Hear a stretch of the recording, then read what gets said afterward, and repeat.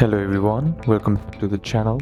Hope you are doing well and fine, and in today's video I'll be showing you Headway how to talk to anyone. So without wasting any time, let's just jump right on the video and make sure to watch this video till the end and follow the steps as well. If you are looking for a summary of how to talk to anyone by Lyle Londes on the Headway app, what you need to do is head over and open up your Headway app and then be sure to be logged into your account as well. Now once you are logged into your account, what you need to do is tap on this explore option or the explore tab on the bottom of the screen, and then on the search bar simply type in how to talk to anyone. Now if available, tap on it to start reading or listening, then tap on listen if you want to listen it, or then tap on read to start reading. Then Headway provides concise key takeaways from books. You can read or listen to the summary for quick learning, then bookmark key ideas to review later, share insights with friends, or use them in social situations. So these are a couple of steps that you can apply, and that's it for today's video guys. Hope this video was useful to you. Leave a like if it did, comment down any questions that you have, and see you soon on the next one.